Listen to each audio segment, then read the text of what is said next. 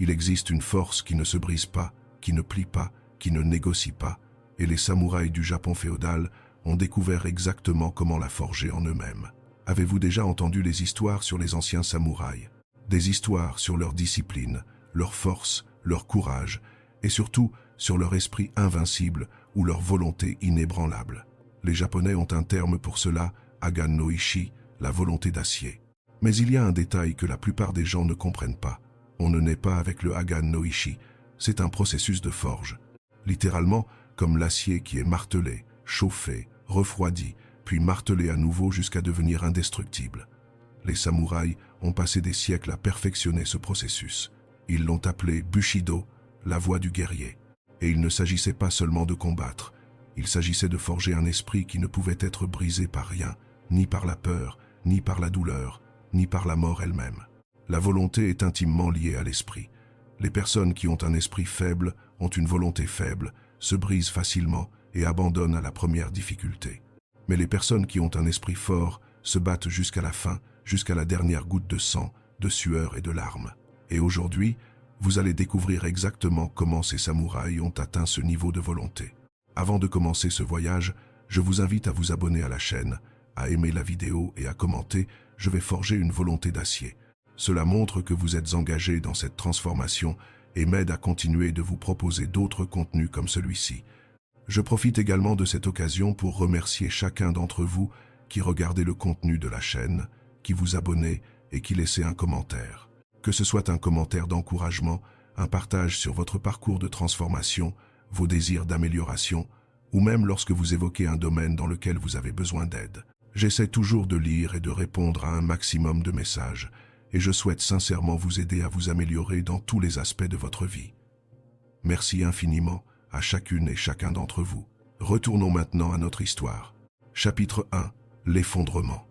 L'histoire que je vais vous raconter est celle d'un homme nommé Marcus. Marcus est un entrepreneur de 34 ans qui a monté une start-up technologique en partant de rien. Au cours des 5 dernières années, il avait tout sacrifié. Ses relations, sa santé, son sommeil, tout pour son entreprise. Et cela a fonctionné pendant un temps. L'entreprise a grandi, les investisseurs sont arrivés, l'équipe s'est agrandie. Marcus vivait le rêve absolu de la réussite, jusqu'à ce que tout s'effondre. Un concurrent plus important a lancé un produit qui a rendu le sien obsolète. 2 investisseurs majeurs se sont retirés. L'équipe a commencé à quitter le navire, et Marcus, pour la première fois de sa vie, ne savait plus quoi faire. Il avait toujours été celui qui trouvait les solutions, l'optimiste, le leader. Mais là, assis dans son bureau vide à 2 heures du matin, il a réalisé quelque chose d'effrayant.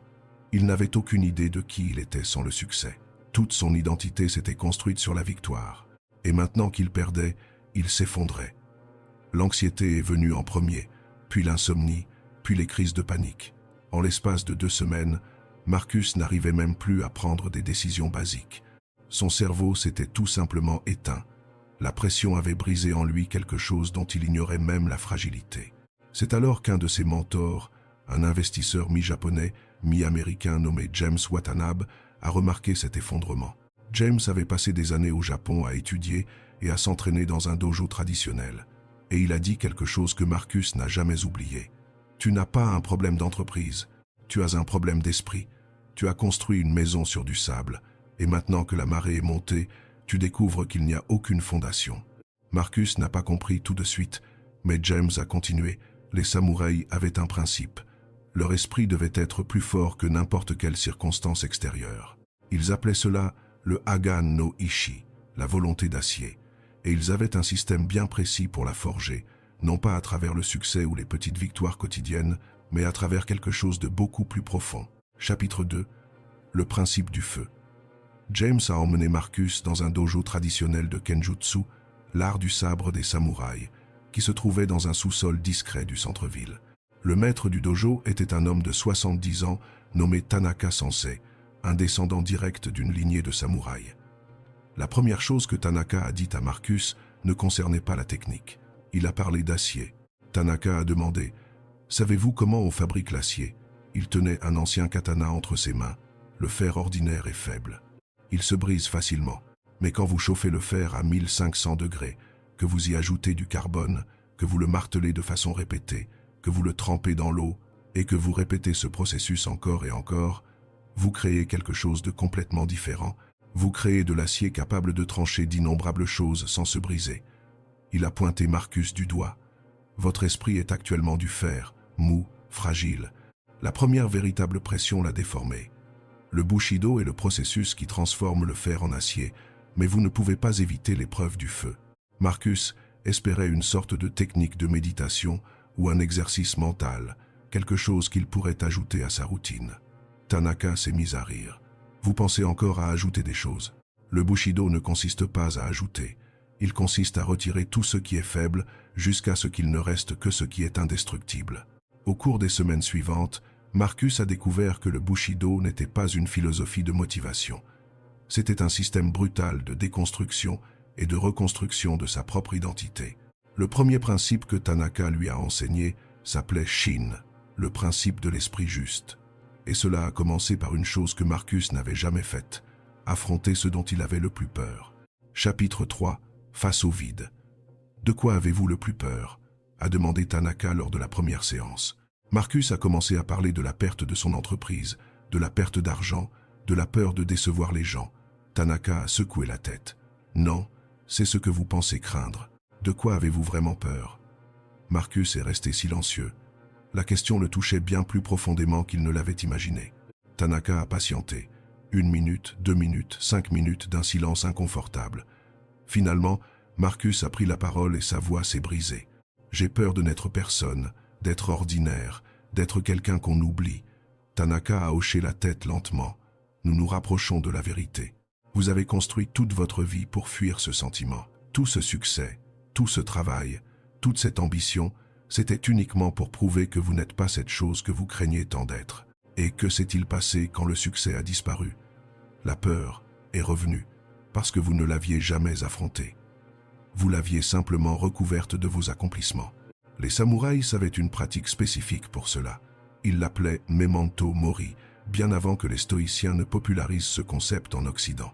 Chaque samouraï méditait quotidiennement sur sa propre mort, pour affronter directement la plus grande peur humaine, l'anéantissement total.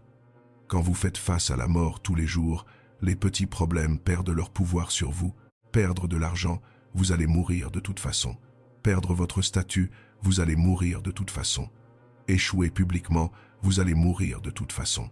Lorsque nous vivons avec la conscience qu'un jour nous partirons, nous tirons bien meilleur parti de notre temps et nous cherchons à bâtir quelque chose de véritablement concret, quelque chose qui dépasse le matériel, quelque chose qui traverse les générations.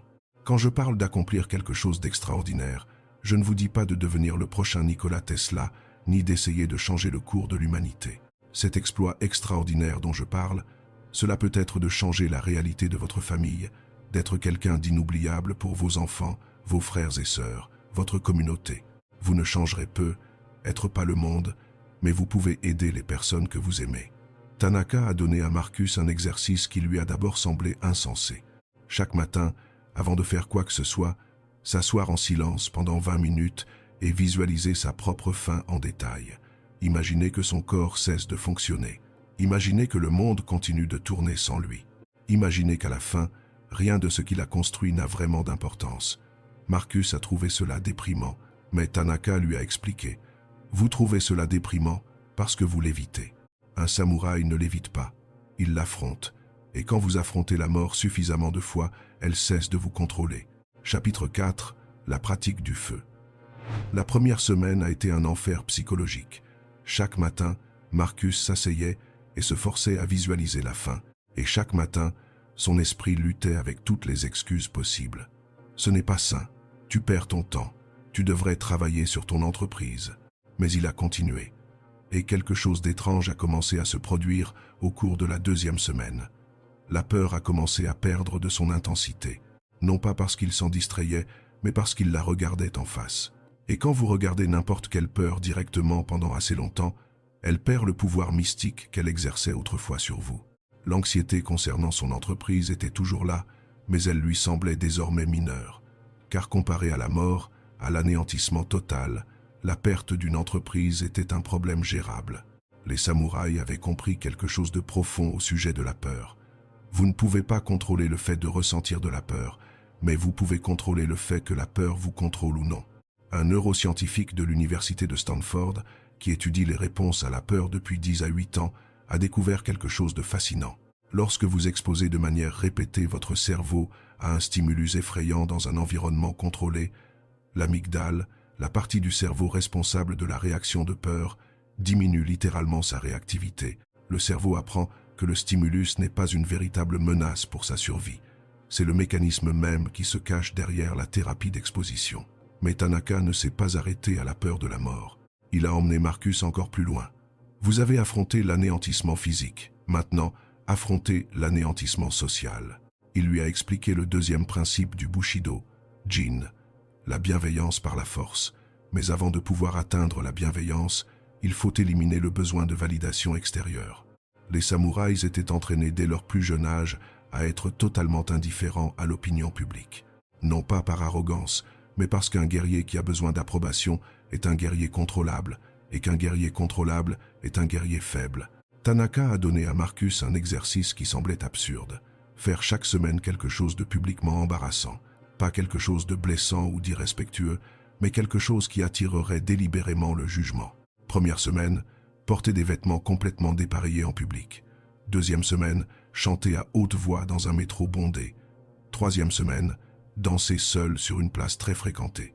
Marcus a résisté. C'est ridicule. En quoi cela va-t-il m'aider pour mon entreprise? Tanaka a été direct. Vous pensez encore que votre problème c'est votre entreprise. Ce n'est pas le cas. Votre problème, c'est que vous ne pouvez pas exister sans l'approbation des autres. Vous avez besoin que les gens pensent que vous êtes brillant, intelligent, capable, et c'est ça qui vous rend faible. Parce que quand cette approbation disparaît, et elle finit toujours par disparaître, vous vous effondrez. Un samouraï peut tout perdre et rester intact, parce qu'il ne tire son identité de rien d'extérieur. Il est l'acier. Ni le sabre, ni l'armure, ni la victoire. Il est l'acier. Chapitre 5. La mort de l'ego. Marcus a réalisé le premier exercice avec une honte extrême. Il est sorti de chez lui en portant une chemise à fleurs aux couleurs vives, un pantalon à rayures qui n'allait pas du tout avec et un chapeau ridicule. Chaque regard qu'il recevait dans la rue était comme un coup de poignard porté à son ego. Son cerveau hurlait « Tout le monde te juge, tu as l'air d'un idiot, c'est inutile ». Mais il a continué à marcher. Et après 30 minutes, il a réalisé qu'il ne s'était rien passé. Personne ne l'avait attaqué, personne ne l'avait insulté. La plupart des gens s'en fichaient royalement. Et pour ceux qui s'en souciaient, leur opinion ne changeait absolument rien à sa vie. La deuxième semaine, il a chanté dans un métro bondé. La gêne a été encore plus intense, mais il a remarqué quelque chose. L'inconfort venait entièrement de lui et non des autres. La plupart ont souri, certains l'ont même filmé, et au final, il est sorti de ce train totalement indemne. La troisième semaine, il a dansé seul sur la place, et pour la première fois, il a ressenti quelque chose de différent. Pas du soulagement, ni du confort, mais de la liberté. La liberté de n'avoir besoin de l'approbation de personne. La liberté d'exister tel qu'il était, sans concession. La liberté d'être jugé, tout en restant entier. Les samouraïs appelaient cela mujo, l'impermanence. Tout est temporaire. L'approbation est temporaire. La désapprobation est temporaire. Le succès est temporaire. L'échec est temporaire. La seule chose permanente, c'est l'esprit que vous forgez. Chapitre 6. L'épreuve de l'acier. Marcus commençait à comprendre, mais Tanaka n'en avait pas fini. Le troisième principe du Bushido était le plus brutal. J. La droiture par l'action juste, même si cela doit tout vous coûter. Connaissez-vous la différence entre le fer et l'acier? A demandé Tanaka en empoignant de nouveau le katana. Le fer plie sous la pression. L'acier conserve sa forme.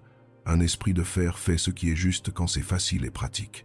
Un esprit d'acier fait ce qui est juste, surtout quand ça ne l'est pas. Il a regardé Marcus droit dans les yeux. Vous avez une décision à prendre concernant votre entreprise, et je sais que vous la fuyez. Marcus a dégluti difficilement. Tanaka avait raison. Il y avait une décision qu'il savait devoir prendre depuis des semaines. Licencier son cofondateur, qui était aussi son meilleur ami depuis l'université. Son ami n'était plus performant, il n'était plus motivé. Il tirait l'entreprise vers le bas. Mais Marcus avait repoussé cette conversation parce que, c'était son meilleur ami. Comment dire à quelqu'un qui a tout construit avec vous qu'il ne fait plus partie du projet? Vous faites passer votre confort émotionnel avant la droiture, a dit Tanaka. C'est ça, le fer. Le fer se déforme quand on appuie dessus. Vous écrasez votre intégrité pour éviter l'inconfort. L'acier ne négocie pas. L'acier fait ce qui doit être fait, quel qu'en soit le coût personnel. Et tant que vous n'aurez pas appris à faire cela, vous continuerez à vous fissurer sous la pression. Les samouraïs avaient un concept appelé jiri, le devoir au-dessus des sentiments. Cela ne veut pas dire être froid ou cruel. Cela signifie que lorsque vous savez quelle est l'action juste, vous l'accomplissez, même si le processus est atrocement inconfortable.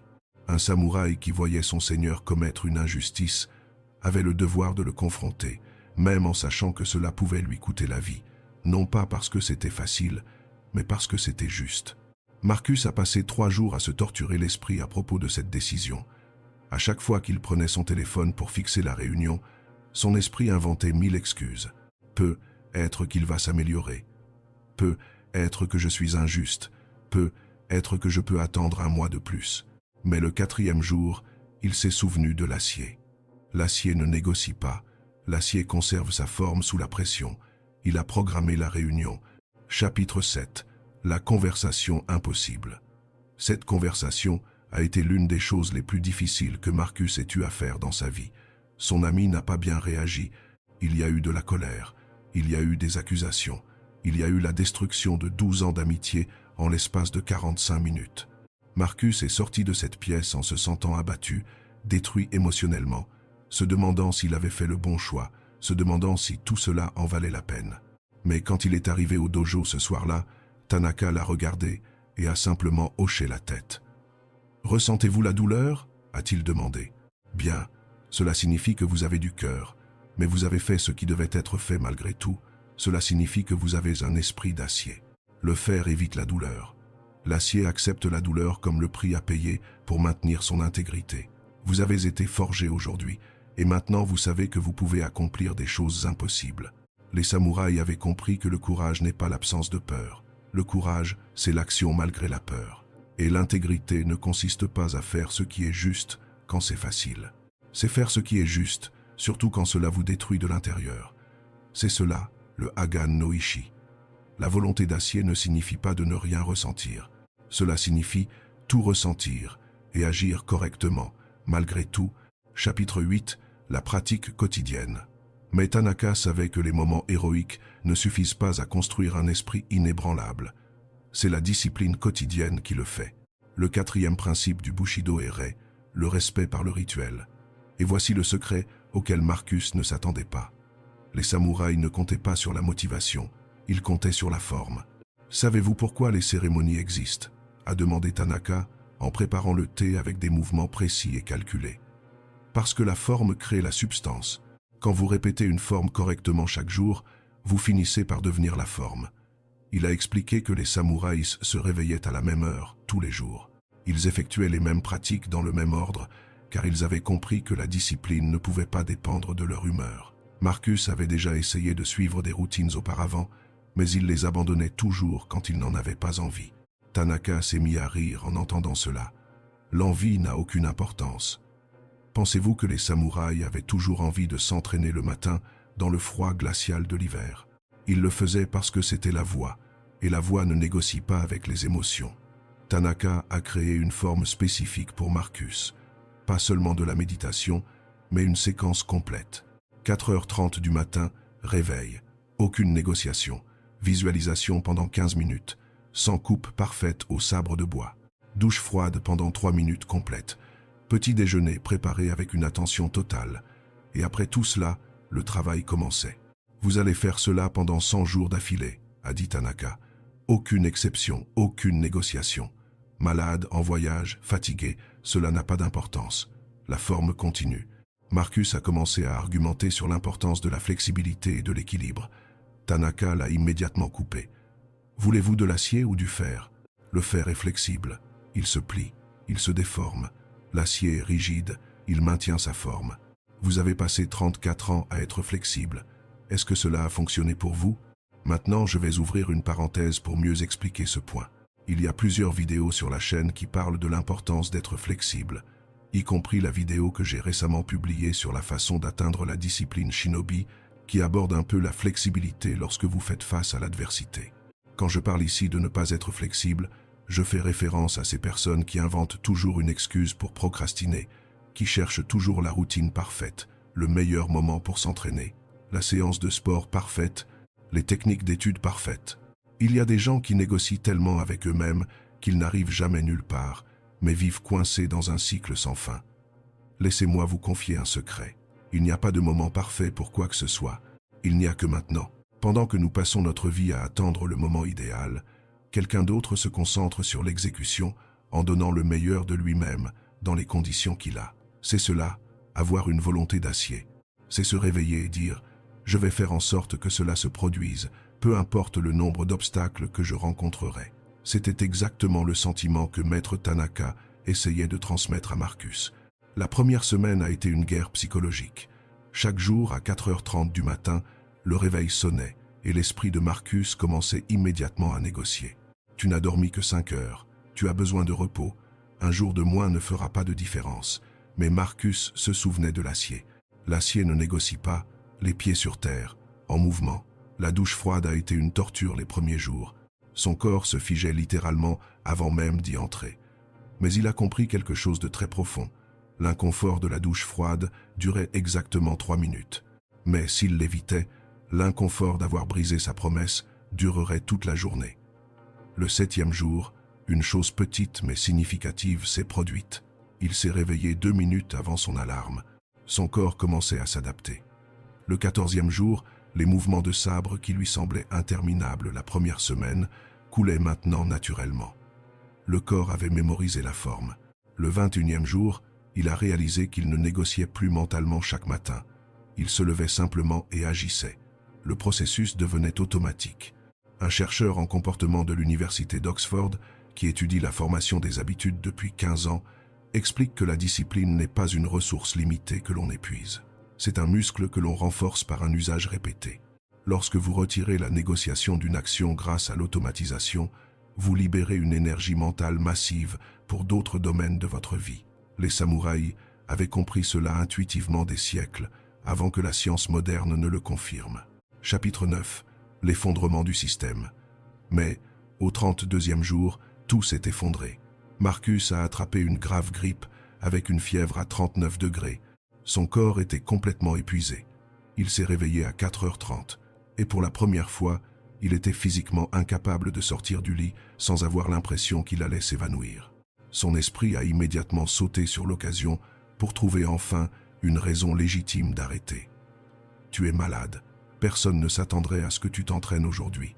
Repose-toi. » Mais il s'est alors souvenu d'une chose que Tanaka avait dite. Le véritable test de l'acier ne survient pas quand tout va bien. Il survient quand le système s'effondre. N'importe qui peut être discipliné quand c'est facile. L'acier est discipliné quand c'est impossible. Marcus n'a pas fait les 100 coupes au sabre. C'était physiquement impossible. Mais il a fait 10 coupes en restant assis sur son lit. Il n'a pas pris de douche froide de 3 minutes, mais il s'est lavé le visage à l'eau froide. Il n'a pas médité pendant 15 minutes, mais il l'a fait pendant 3 minutes. La forme avait été adaptée, mais pas abandonnée, et cela a fait toute la différence. Car le danger n'est pas de devoir s'adapter. Le danger est d'utiliser l'adaptation comme une excuse pour tout arrêter. Une fois que vous créez une faille, votre cerveau apprend que les failles sont autorisées, et les failles deviennent la norme. Les samouraïs avaient une règle simple. La pratique ne s'arrête jamais. Elle peut être modifiée, mais jamais éliminée. Car au moment où vous autorisez une exception totale, vous ne pratiquez plus le Bushido, vous pratiquez la facilité. Dans la dernière vidéo de la chaîne, nous avons également abordé ce problème précis en racontant l'histoire du jeune shinobi. Et comprendre ce principe peut changer votre vie à tout jamais. Je connais des gens qui vivent selon le principe du tout ou rien. Des gens qui préfèrent ne rien faire plutôt que de faire quelque chose de manière imparfaite. Mais comprenez bien ceci, la perfection n'existe pas. Pendant que vous perdez du temps à essayer d'être parfait, quelqu'un d'autre apparaît, parfois moins intelligent, mais qui excelle dans un domaine, l'exécution. Alors notez bien ce principe et appliquez-le à votre vie. 1 sera toujours supérieur à 0. Le jour où vous ne pouvez pas étudier pendant 2 heures, étudiez pendant 1 heure, mais jamais 0.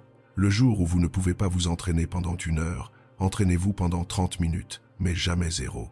Cela s'applique à tout dans la vie. Chapitre 10. La tempête intérieure. Au 50e jour, Marcus a fait face à un test différent. Son entreprise a commencé à montrer des signes de reprise. Un nouvel investisseur est apparu, l'équipe restante était plus performante, les choses s'amélioraient. Et immédiatement son esprit a commencé à lui murmurer « Tu n'as plus besoin de cette discipline extrême, tu as déjà fait tes preuves, tu peux te détendre maintenant ». C'est ce que Tanaka appelait le poison du succès. Plus dangereux que l'échec, car il est plus séduisant. L'échec est évident, expliquait Tanaka. Vous savez que vous devez changer, mais le succès vous trompe. Il vous fait croire que vous pouvez retourner à vos anciennes habitudes parce que, maintenant, vous méritez de vous détendre.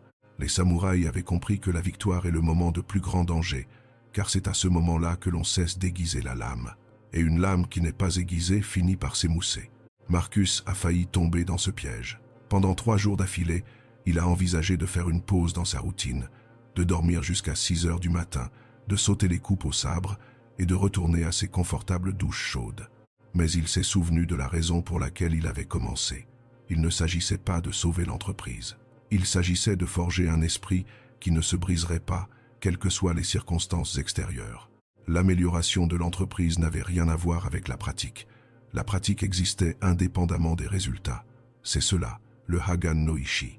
La volonté d'acier ne dépend ni de la victoire, ni de la défaite. Elle existe comme une constante immuable. Chapitre 11. Le moment de vérité.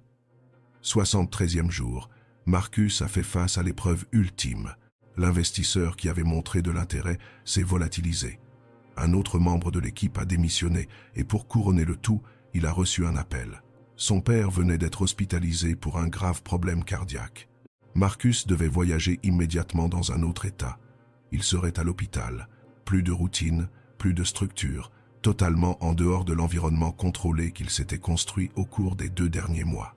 Son esprit lui a immédiatement offert la solution la plus évidente. Évidemment, tu ne peux pas maintenir ta pratique en ce moment. C'est une vraie urgence. La famille passe avant tout. Tu reprendras quand tu rentreras. Mais quelque chose avait changé chez Marcus. Il ne négociait plus. Dans le couloir de l'hôpital, pendant que son père était en chirurgie, il a fait des coupes invisibles avec ses mains, mémorisant chaque mouvement. Dans les toilettes de la chambre d'hôpital, il s'est aspergé le visage avec l'eau froide du robinet pendant 3 minutes. Ce n'était pas parfait, mais c'était continu, et pour la première fois de sa vie, Marcus a parfaitement compris ce que Tanaka essayait de lui enseigner. La pratique n'est pas soumise aux circonstances. Ce sont les circonstances qui sont soumises à la pratique. Un samouraï ne s'entraîne pas pour le jour de la bataille. Il s'entraîne parce qu'il est un samouraï. La bataille n'a pas d'importance. L'identité est permanente. Chapitre 12. La transformation silencieuse. Le 100e jour est arrivé sans tambour ni trompette. Aucune célébration dramatique. Marcus s'est simplement levé à 4h30, a accompli sa pratique et a continué sa journée. Mais quelque chose avait changé. Il n'était plus la personne qui avait franchi la porte du dojo 100 jours plus tôt. L'entreprise faisait toujours face à des défis, mais Marcus ne s'effondrait plus sous la pression. Quand des problèmes surgissaient, il y faisait face, tout simplement. Pas de drame, pas de crise émotionnelle, juste de l'action. Tanaka a appelé Marcus pour une dernière discussion au dojo. Vous avez terminé votre premier cycle de 100 jours. Comprenez-vous maintenant ce qu'est le Hagan no Ishi? Marcus a réfléchi avant de répondre. Ce n'est pas le fait de ne rien ressentir, c'est le fait d'agir correctement, indépendamment de ce que l'on ressent. Tanaka a hoché la tête. C'est partiellement vrai, mais il y a quelque chose de plus profond. Il a repris le katana. Savez-vous combien de temps il faut pour forger un véritable katana?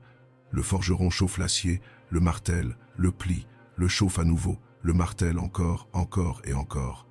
Pourquoi? Parce qu'à chaque fois que vous chauffez et martelez l'acier, vous en retirez les impuretés. Au début, l'acier est plein de faiblesses, de bulles d'air, d'impuretés de carbone, d'incohérences dans sa structure. Mais chaque cycle de chaleur et de martelage élimine de nouvelles faiblesses, jusqu'à ce qu'à la fin, il ne reste plus rien de fragile, seulement de l'acier pur, indestructible. Il a regardé Marcus. Ces 100 jours ne vous ont pas rendu plus fort. Ils ont retiré ce qui était faible en vous, votre peur de la mort, éliminée par la confrontation quotidienne, votre besoin d'approbation, éliminé par l'exposition délibérée, votre tendance à fuir l'inconfort, éliminée par une pratique quotidienne non négociable. Vous n'avez pas construit un nouvel esprit. Vous avez révélé l'esprit qui a toujours été là, enfoui sous toutes ses faiblesses. Chapitre 13. Le sens véritable. Le Hagan no Ishi ne consiste pas à devenir quelqu'un que vous n'êtes pas, a continué Tanaka. Il consiste à retirer tout ce qui n'est pas vous jusqu'à ce qu'il ne reste que l'essentiel. Et l'essentiel est indestructible. Les samouraïs n'étaient pas des surhommes, c'étaient des humains qui avaient éliminé tout ce qui était superflu. La peur inutile, l'ego fragile et la dépendance aux circonstances extérieures. Ce qui reste, c'est ce qui a toujours été là. Un esprit qui ne peut être brisé, car il n'y a plus rien de fragile en lui. Marcus a ressenti le poids de ces mots. Il avait passé toute sa vie à essayer d'avoir plus de succès, d'être plus reconnu, d'être plus fort. Mais le Bushido ne consistait pas à additionner. Il consistait à soustraire. Il ne s'agissait de devenir plus, il s'agissait de devenir moins faible, moins fragile, moins dépendant. Alors, que dois-je faire maintenant? A demandé Marcus. Tanaka a souri. Maintenant vous continuez. Car le Hagan no Ishi n'est pas une destination, c'est un processus perpétuel. Vous n'avez jamais fini de retirer les faiblesses. Il y a toujours de nouvelles couches, il y a toujours plus de travail. Mais la différence, c'est que maintenant vous savez que vous en êtes capable. Vous vous êtes prouvé à vous-même, pendant 100 jours, que vous pouviez affronter n'importe quoi et continuer d'avancer. Cette certitude change tout. Une psychologue clinicienne de l'université de Yale, qui étudie la résilience depuis 20 ans, a découvert une chose fascinante. La véritable confiance en soi ne vient pas d'affirmations positives ou de la visualisation du succès. Elle naît des preuves empiriques démontrant que vous pouvez surmonter l'adversité. À chaque fois que vous affrontez une difficulté et que vous y survivez, votre cerveau enregistre cette information « je peux gérer ça ». Répétez suffisamment de fois, cela devient une croyance fondamentale et inébranlable. Maintenant, vous devez vous dire que c'est l'une de ces histoires où tout finit bien à la fin, n'est-ce pas? Mais ce n'est pas ce qui s'est passé. 6 mois plus tard, l'entreprise de Marcus a complètement fait faillite. L'investissement n'a pas abouti. L'équipe s'est dispersée. Il a dû fermer ses portes. Et pour la première fois de sa vie, il allait bien. Il n'était pas heureux ni soulagé, mais il était intact. Il avait perdu son entreprise, mais il ne s'était pas perdu lui-même, car l'entreprise n'avait jamais été ce qui le définissait. Il était l'acier, ni le sabre, ni l'armure, ni la victoire. Il était l'acier, et l'acier ne se brise pas. 3 semaines plus tard, il a lancé un nouveau projet, sans le drame, sans l'anxiété, juste avec une action claire et délibérée.